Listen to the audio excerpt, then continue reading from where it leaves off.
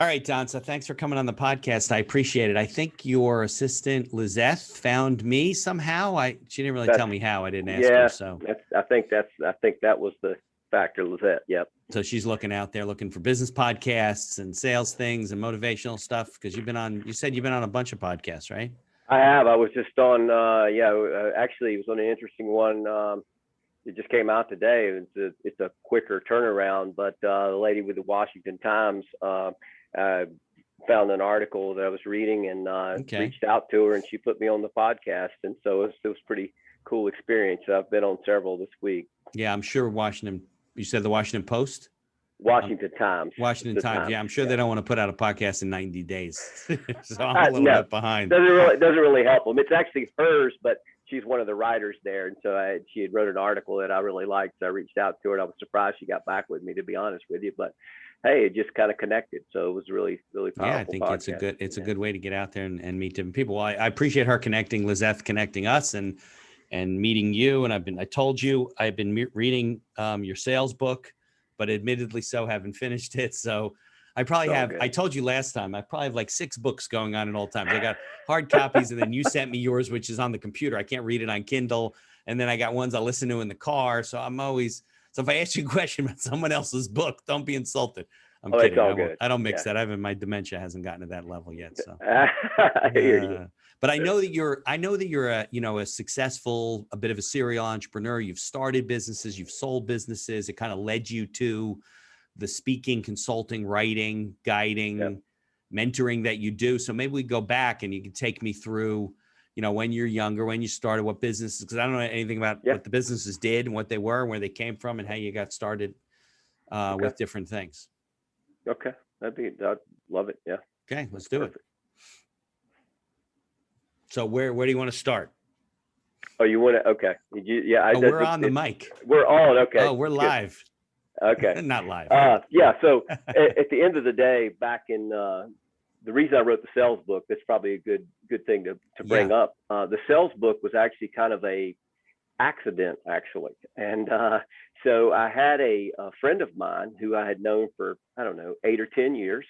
And he started a business and wanted to actually learn how to sell because he didn't think he could sell. And so I told him I'd get together with him over coffee, and this has been years ago. And he's kind of a left brain type guy. He was a musician, and he did lighting. He could do like lighting. He's world class in that area. He did lighting and recording. He could probably do a show for like Led Zeppelin or something like that. He's that good, So he had the skill set, of the business thing that he was going into, but he felt like he couldn't talk to people. So we got together over a cup of coffee for about 6 weeks and chatted back and forth. And what I ended up doing is I'm like, okay, let me do this. I'm going to record voice memos. I'm going to make it a point to kind of go through the top 10, 15 things that I've done in businesses and that I've trained other people concerning sales and rapport and stuff like that. And so I did these 15, 20-minute memos. And within 6 weeks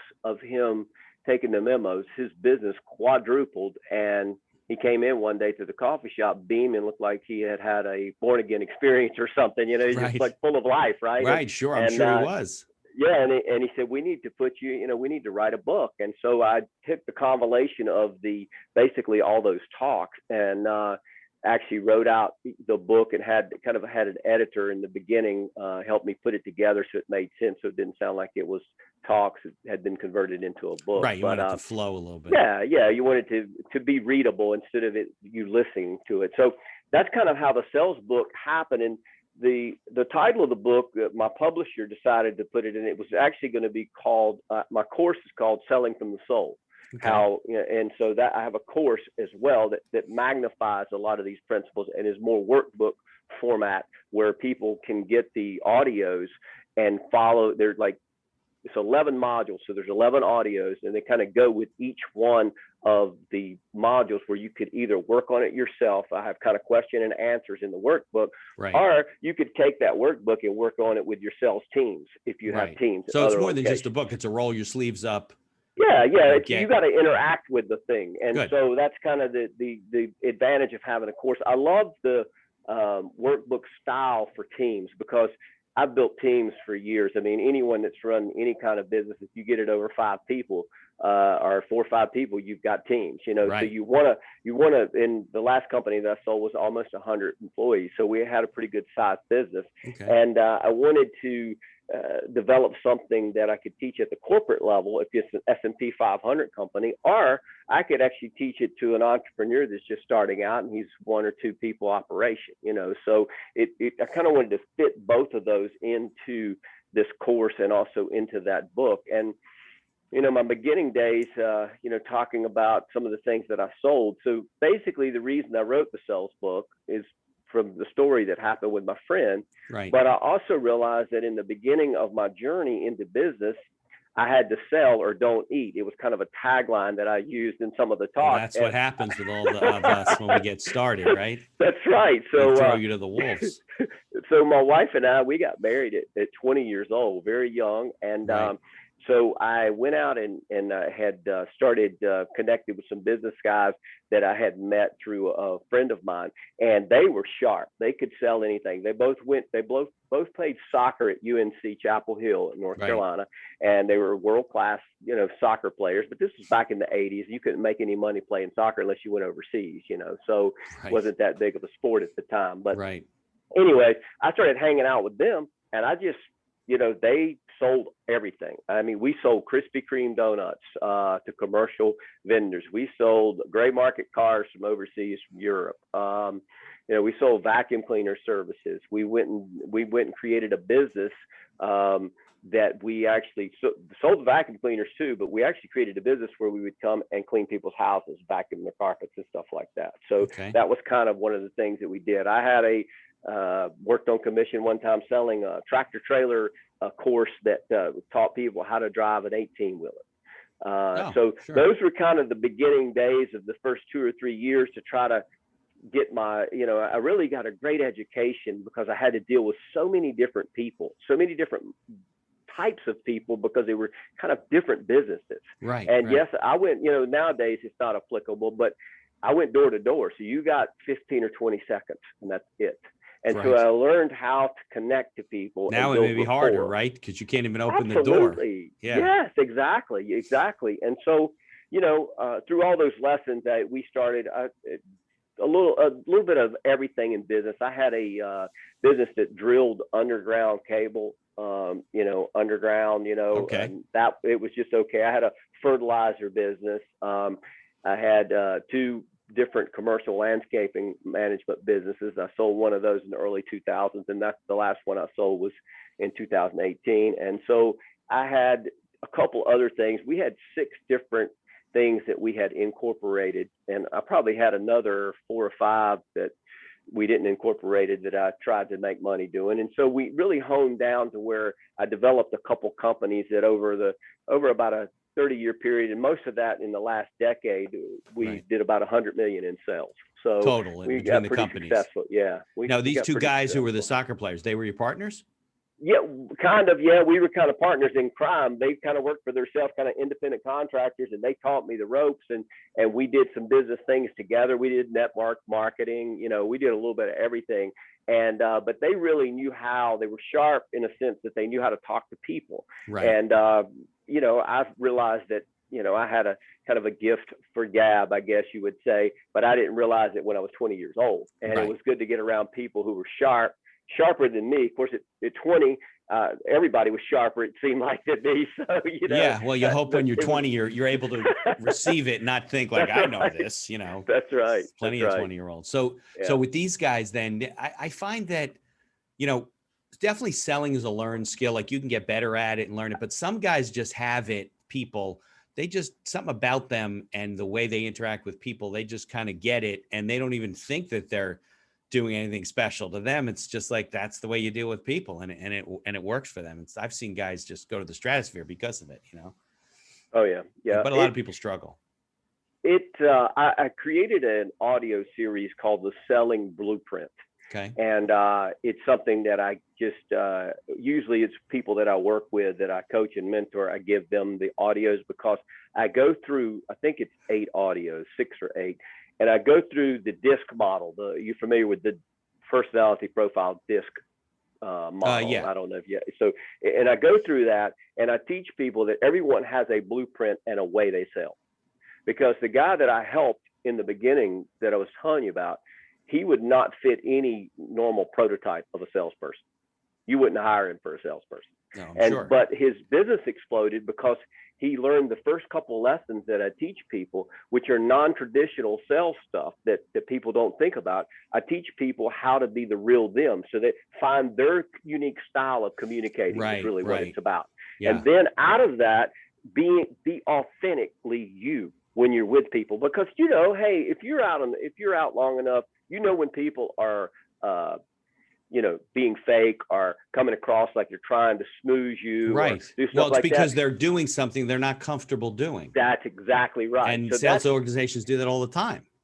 And it in long term, it never works. Never works. And They'll quit. They end up quitting. They'll leave, whatever. Yeah. That's right. And it ends up giving sales a bad name. Right. And it's like I tell people, look, if you're married, you had to sell your wife on marrying you, for sure. Yeah. Especially if she's this good looking woman that you were just fell in love with. It's like you had to talk her into this thing. Yeah. And if you were fake, she's not jumping on board. Yeah. That's right. So I mean, it's like what I realized is and the whole thought behind it is I started talking to people about influence and not sales, because the original series.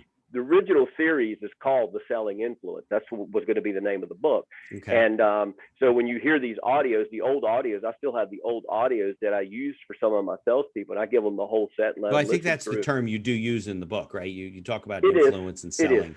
It is. And so what I found out is that when I am connecting with you one-on-one about something, whether I'm bringing it to the table or you've inquired or whatever, then what I look at is I really do look at, okay, I want to influence you into making the best decision for you, not for me. Right. And when I do that and I'm real with it, and I mean, at the end of the day, we have to, you have to have a job and make money and sell and stuff if you're in that industry. But if you have enough discipline and you work enough, you will get enough clients, is what I found with people. Right. Finding the right people to do business. Right. And if you can build your clients, the best buyers, you build them, then you'll have what I call lifetime clients that no one can steal, because you've made a connection at an emotional level. You've brought influence to them that has helped them build whatever it is they bought from you to build. Right. Right. Now, and isn't that though what selling is, the proper way? Selling should be helping people to make the decision that they should be making that's for their benefit, not like tricking them into buying something. I mean, that's the old tin men, used car salesman adage of people, they're just trying to rip me off. And that's not what real selling is. That's right. Well, it never works except for short term. And what ends up happening is ends up blowing up on you if that's the way. And a lot of people get frustrated and leave the sales industry. And the biggest thing for me, and when I talk to people, is I want to make sure that they're congruent, just like with your practice. And I've seen some of your emails. You know what you're offering people. I read through them. You're passionate about it. You want to help people build these different trusts and different things that you offer people. And there's a cost to that, but you're offering value to these people. And so believing in what you do is the third key that I kind of drill down on in whatever the product, service, or result you're offering. We start with the real you. Then I start with finding authentically how you communicate. And that's where it helps to have the sales blueprint teaching, because I basically go through every disc, the D, the I, the C on like 4 of the talks. Right. Intro 1, and then I break it down in other 2. And I talk about communication styles because everyone communicates differently. Right. And so what I found is that when I meet a person, because of having this information, if you will, typically now when I communicate with someone within 90 to 120 seconds, if it takes that long, I know where you're at in the quadrant. I might not know your exact letter, but I know if you're on the left side or the right side. Because you've been doing it for so long, sure. Yeah, and so you start seeing mannerisms. You see people and the way they carry, the way they talk, the tone, the fast pace or slow pace, and that categorizes people quickly. And there's 4 or 5 things that when I realized that, what I want to do at that point in time, like my friend Stephen O'Quinn, he is a C, and he worked in a pharma industry for years. He's a consultant now, and he rolled out $100 million products. So he had to sell, but he wouldn't necessarily be a traditional sales typical type because he's more of an engineer type brain. You know, he's more of a methodical, critical thinker, but he's a PhD in pharma. So he's dealing with doctors. Right. So if you think about it, it's perfect for him because he's selling to doctors. Right. You know, so it's finding your niche and who your people are, basically. And when you do that and you have something you believe in, then it's kind of easy to influence people into the thing that you really believe in. Yeah, I mean, I guess that's what it comes down to. You got to believe in what you do. You got to know that it's not for everybody. I mean, look, there's plenty of attorneys that are pushing certain kind of trust arrangements and so forth, even in New Jersey, that aren't really necessary. The clients don't really need. I'm talking clients more out of things than I'm talking them into things. And if they're still committed to do it, we can do it. But I don't like doing things for people that I once had somebody call me. They were adamant about how they wanted their estate. They wanted a trust for this reason. They had lived in another state. They knew about probate and how costly it could be. New Jersey is not a costly probate state. I mean, you don't want to die without a will. It gets more complicated. But if you have a will, and unless you worth 50 or $100 million, you really doing all that extra trust planning is just cost that you don't need to incur, complicates your life. But there are still people out there that are running seminars for older people and charging them a lot of money. So this couple came to me. They absolutely wanted this arrangement. And I said, you really want me to do this for you? I mean, it's just totally unnecessary. And they ended up going somewhere else. And I just didn't feel comfortable doing something that I knew was just totally a waste. Right. You know, right. And that's, sometimes I love Stephen Covey. I used to listen to a lot of his material, and I love what he said. You have 7 Habits of Highly Effective People, right? That's right. Yeah. And so he said, he made a statement. This has kind of stuck with me that, you want to create a win-win with your clients. If you win and they lose, then eventually it's going to blow up on you. And here's the other part. Yep. If you lose and they always win, it's going to blow you up. Yeah. So I'm going to leave the industry. I hate this. Absolutely. Right. So it's got to be somehow, there has to be a synergy. He called it the synergy model. And it has to be this. It's got to be good for both parties. If it isn't, then it's always going to be short term. And what I try to get people to understand that I consult with, whether it's teams, some of the companies that are larger have sales teams in different states and different venues that they're dealing with and different products. But when I deal with, it doesn't matter whether it's teams or individuals, it's the same story, because it's like you really still have to go through the pattern of do you have the right people in place? Are they authentically delivering your product and service? Do they believe in your product and service? If they don't fit those 3 right there, then you're going to have to go back to the drawing board. We've got to work through those steps first. And then once you move past that, then you can actually start talking to them about how to communicate to your clients, because your clients have specific communication needs.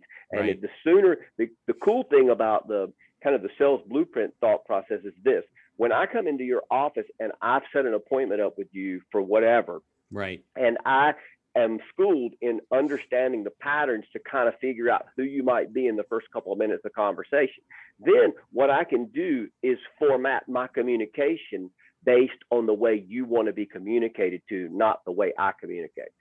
Right, because that's not going to work.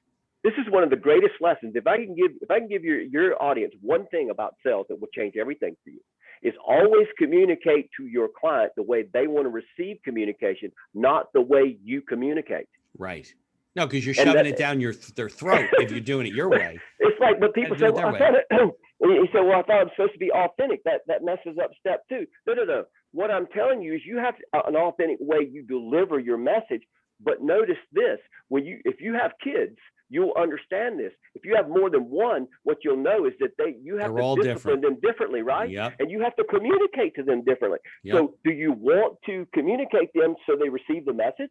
Of course, right? So when you meet with a client, if I'll just use an I. If I'm a high I and the client is a C, well, they kind of are diametrically opposed, because the high I is kind of flailing their arms. He's the life of the party, or she's the life of the party, and they're really fast talkers and so on and so forth. Well, the C is more consummate, controlled, restrained, monotone. They never get excited. They never move their hands when they're talking. You about fall asleep listening to them talk, because they talk in monotone.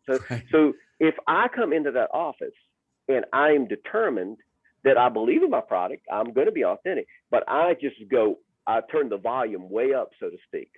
I just blew them out of the Just water too because much for them. it's almost like they couldn't hear how wonderful your product or service was Right. because of you. Right. Well, you have to You develop know? that skill to evaluate those people. And also it affects who you choose That's to right. do business with. If you have the opportunity, you're going to choose the Absolutely. people that more match with your style than the other ones, because the other ones, it's harder to, change what you do. It's funny. I had a conversation with a friend of mine who's an attorney about negotiating. I do a lot of that. I'm not a litigator. I don't go to court, but I do negotiate. I want to keep you out of court.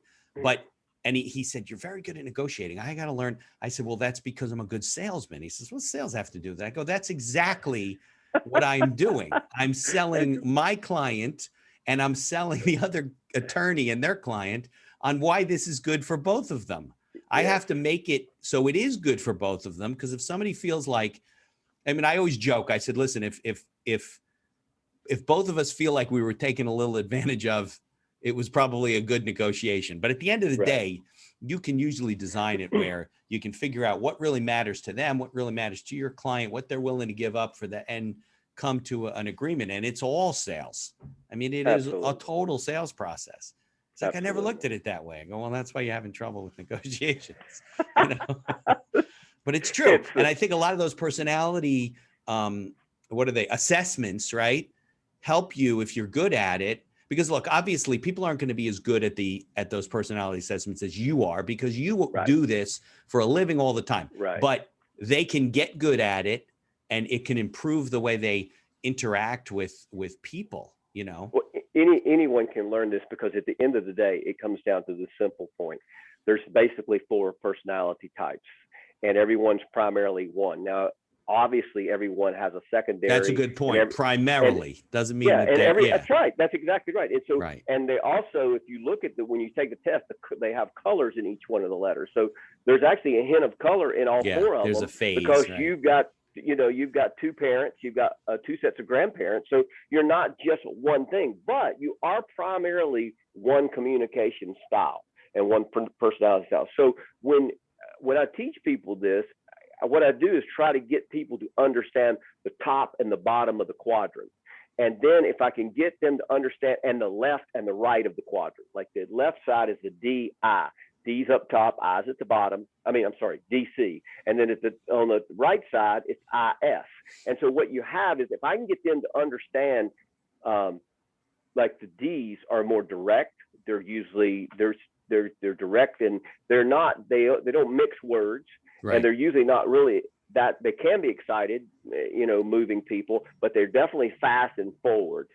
The I's are the same way, except they're a little bit more animated.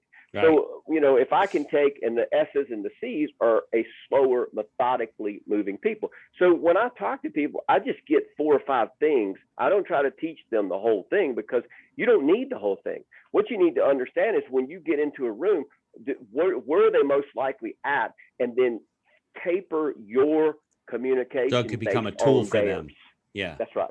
They're not getting their PhD, so it's not. That's exactly right. Right, and for you, it's probably more subconscious. For them, it has to be conscious until they become better at it. If you look, here's the thing: let's say you see 4 or 5 clients a day, in a week's time, you'll be able to tell. Yeah, because you've been evaluating 20 people in a week. That's right. A lot of practice. That's exactly right. So if you evaluate 20 people in a week, by the end of that week, you're going to have a good idea every time you meet someone within a couple minutes of where they might fall, because you're going to be thinking about the process. And then you can start tailoring your communication that your company wants you to carry to the client. You can start tailoring that to their individual styles. And then that way, look, here's the thing. I have a module on rapport in the course, and it's one of the books. So rapport is really simple. Really, all people prefer others reflecting themselves back to them. That's what rapport stands for. Really, all people prefer others reflecting themselves. That's the acronym. Yeah. And so what happens is, we're basically, as humans, narcissistic people. We're self-absorbed. Yeah. I'm not interested in what you want. I'm interested in what I want. It's human nature. You got a lot on your mind. That's exactly right. That's exactly right. So you're out there trying to make a living doing what you do for your wife, your family, your dreams, your goals, your desires, not mine, right? So when you go see clients, it's not that, that's not really a bad thing. That's No, you just got to who we are as recognize humans. it. Yeah. That's right. So when you do that, if you learn how to actually get into their world and be it more about influencing for the proper right reasons of what you're bringing to the table, man, you'll start, your sales will increase. They'll just go up naturally because you'll stop being so, I don't know, so salesy, I guess would be the way you It turns say it. people off. Now, let's talk about a little bit about anxiety, right? Because obviously your friend, when you first got started and you were helping him over your 6 weeks of coffee, Yep. and you coach other people, when you're getting started in sales, or if you're struggling in sales, there's a lot of anxiety that goes with that, about dealing with people, and that now they're dealing with you. They got all the stuff to think about, right? And they're like, oh, I gotta wait. I gotta put this guy in a box, and then he does this, and I better act this way. And so how do you help people kind of, take the air out of the balloon in that regard when it comes, because I hear different things from different people that I've interviewed. Right. Normally what I do is, each person's different. And if it's a team, obviously I have to kind of figure out who the leader of the team is, and kind of communicate with them. But what I try to do is not make it overwhelming. You see, we're built with this fight and flight mechanism in us. And if you scare us, we're going to run or we're going to fight. And right. It's like, you don't really want that to happen. You want to keep that down. You don't want that to come up. And Right. so what I try to do is find where people are. So with my friend, this is what I did with him. I'll just give you a little bit of background. What I did with him is I started talking to him about his desires and dreams that he has for him, his life and his family. And I started talking to him about what I perceived as his gifts that he carries, because I knew him. And so I focused him on things I knew a little bit about him, and also his dreams. So when he went out, so he feels good about what he's doing. That's exactly right. And so right. He went out and started communicating from what I like to call a fully alive place, because I had engaged his dreams and engaged something inside of him that made an emotional connection. When I did that, then he starts going out in a different mental state, an empowered state versus a disempowered state. He's not worried about being anxious, because he's just going to go be him. See, I try to get people, it's really, so it's such a big deal. People miss this so much. It's like we gloss over it. You can only be you. Hello. I mean, you can't be someone else. You can fake being someone else, right. But eventually it's going to show up. It's like when my dad, when I was a kid, my dad said, look, when you tell the truth, you don't have to worry about the story changing, because it's always the same, or it's the same point. That's how liars get caught. That's right. Yeah. But when you tell a lie, you have to keep making up lies to cover the last one, because it wasn't true to start with, right? Right. Such profound wisdom in that. Because what happens is, if you just, this is what takes the pressure off people. I so much try to get people to be comfortable with who they are. Right. It's a kind of an identity issue. And if I can get that, if I can get some emotional connection there, and they're like, wow, I'm okay. I'm pretty awesome. And then they go out and they actually start applying themselves without thinking about being nervous, because they're just going to be them. Because look, when we got on this conversation today, you didn't have to try to be anybody but you. No, I don't want to be. That's a lot of pressure. So you're not nervous. You had to be someone else.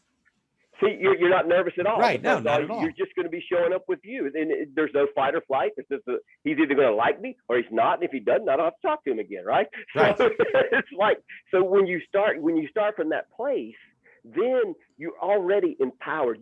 You're 50% past most salespeople, because most salespeople don't understand that element. And so I have kind of this 7-step process that I work with people. If I coach them individually, kind of in private, that the first thing I start with is their desires.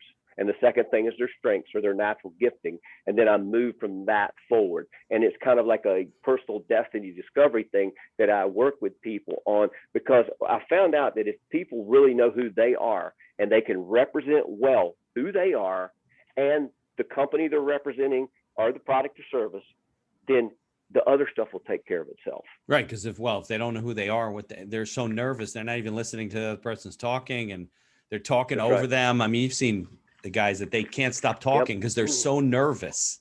They have this thing in their head, like, I got to keep talking. If I keep talking and this guy doesn't say anything, he's not going to leave and he won't say no.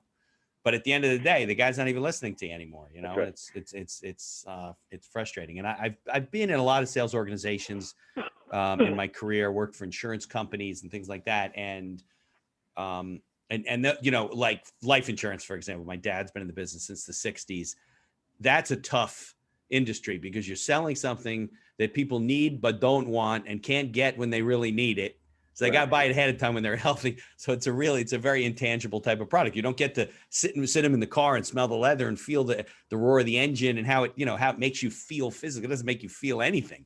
Now, I guess it makes you love your family, but you know, so the sales training in those businesses are, you know, at a crazy level, but it's still, there's not a lot of individualism, like where they sit down and say, hey, you know, you can do this if you love what you do as yourself. I think that's like you said, I think that's the missing link of all the stuff I've read and studied.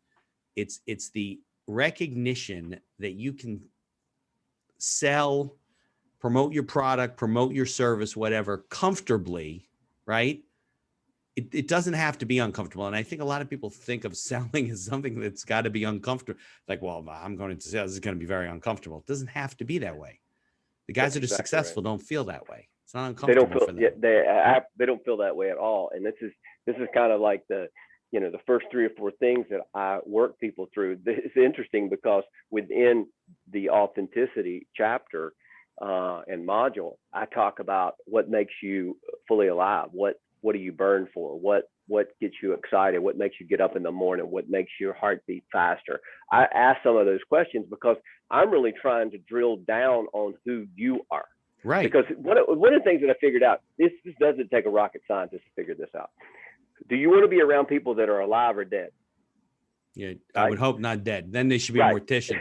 Right. Or do you want to be around people who are empowered, animated, and seem full of life and have life by the tail? Or do you want to be around the opposite of that, disempowered, their shoulders are down? You don't want to be around people like that. So if you can conquer the empowerment piece of who you are and bring a full vibrating you to the table, whatever that is, because look, my wife is an F, and there's on the lower right quadrant, and she's almost kind of opposite me, but she's perfect for me because she kind of gets the rough edges off me, right? So, but her vibrating at a high level looks completely different than me.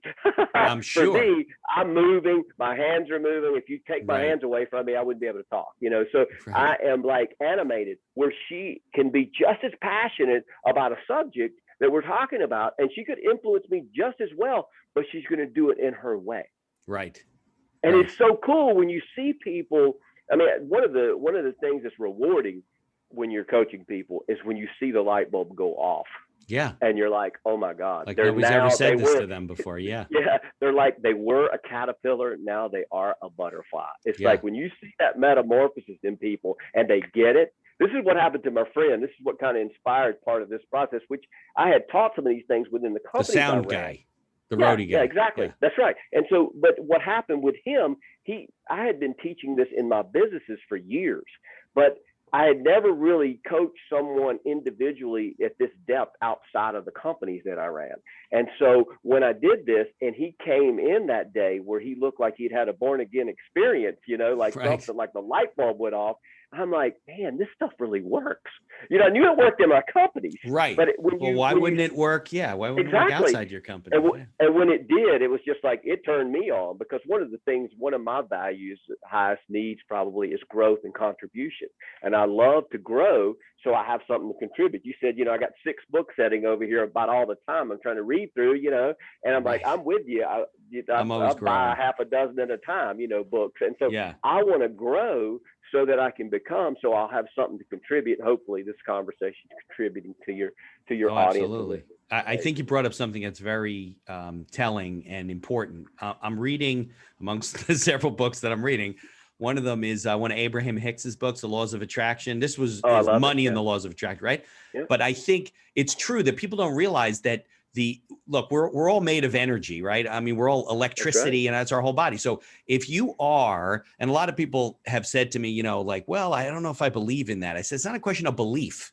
If you are a positive person and you're excited and in your own way, you know, without overwhelming yourself, and you put out positive things and you feel good about what you're doing, there's no question that people are going to feel that. And if it's the opposite of that, where we're depressed and we're sad and whatever, you're going to attract those people. Because I don't think there's really, is there really a word in English for like the opposite of attracting somebody?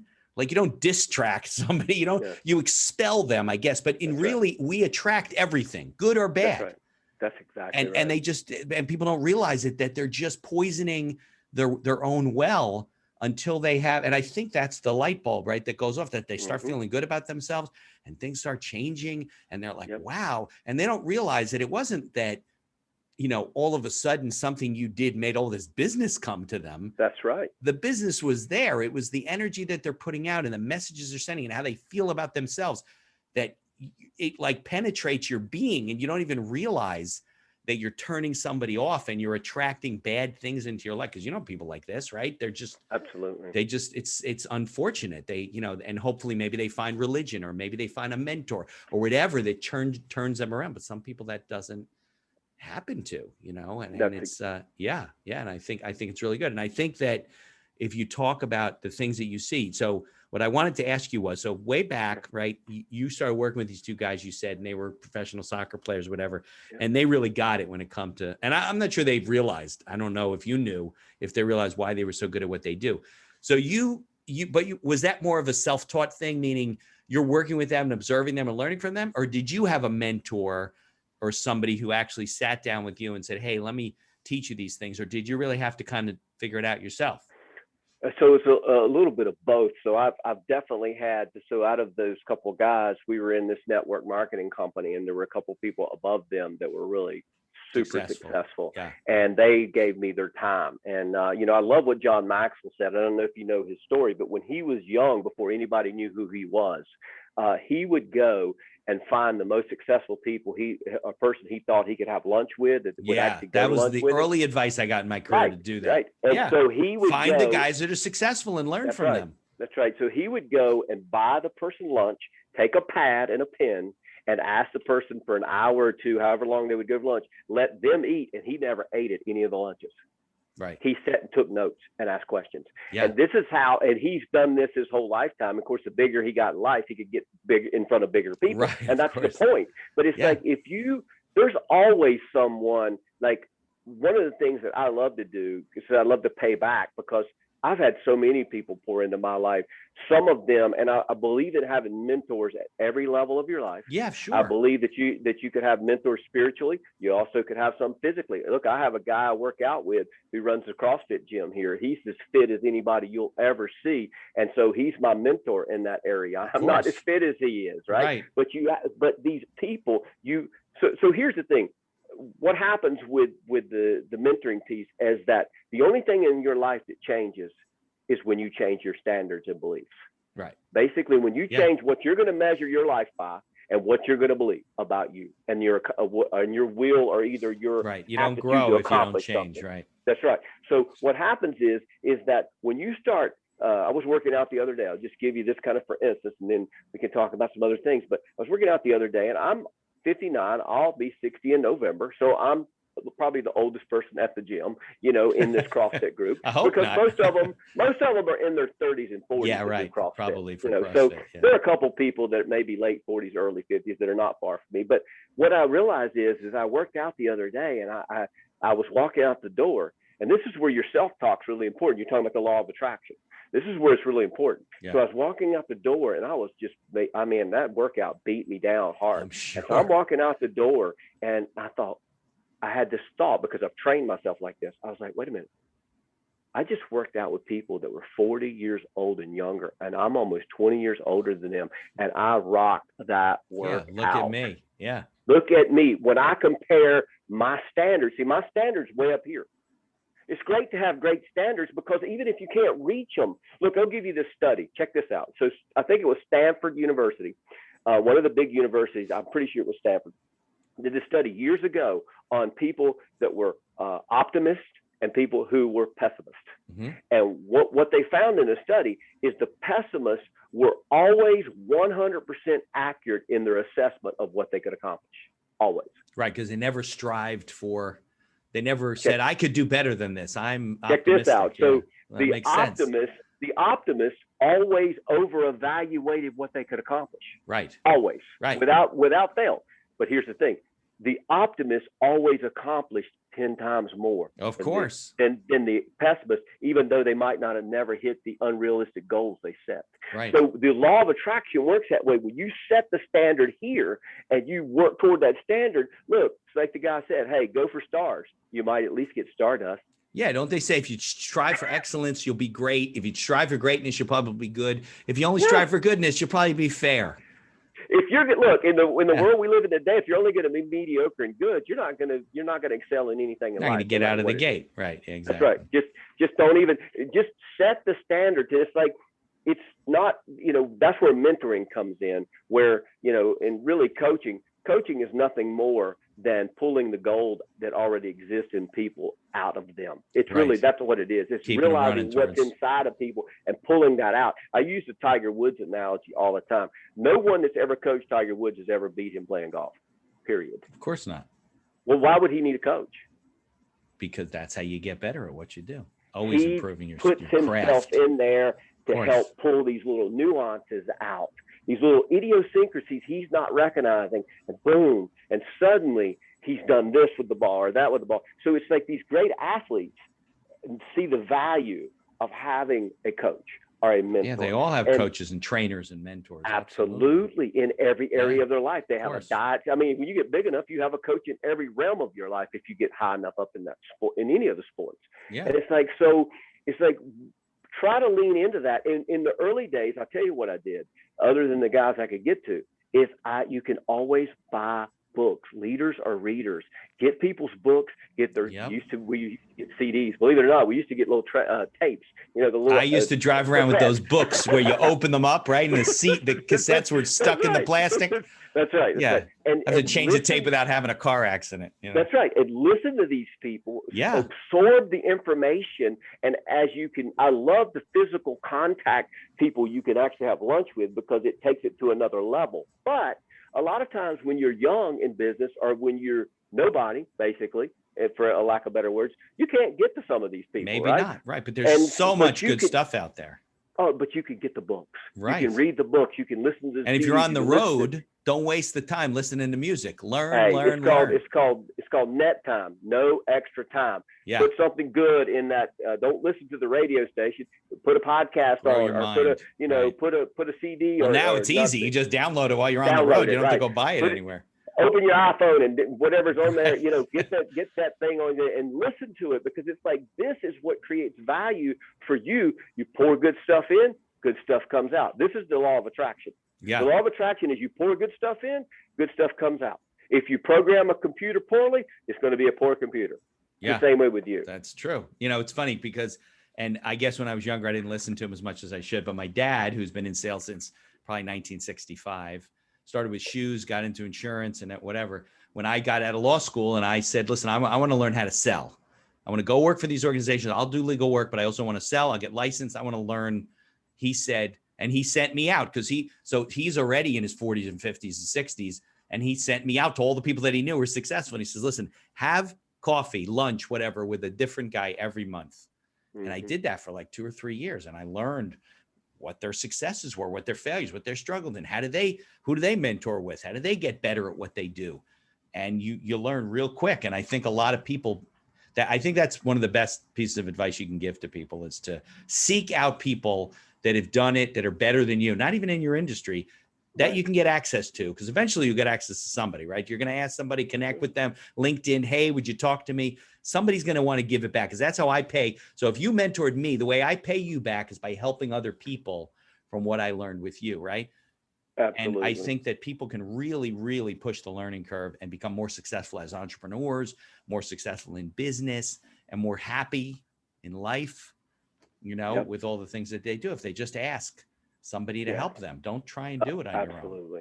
Absolutely. So my oldest daughter is 26, getting ready to be 27. My youngest just turned 22, so they're grown now. But when they were little, probably my oldest was probably maybe 8 or 10, and my youngest she's 4 years different. So in that same age gap. Mhm. I started talking to them about this thought process, because one of the things that I started learning probably about in my early 40s, and I don't know, I had a significant something happen to me that kind of had in my past kind of a meltdown in business and life, and so there's some things that happened. I won't go through that whole story, but the point was that, and I started teaching them this after it, because I started realizing this is the way life works.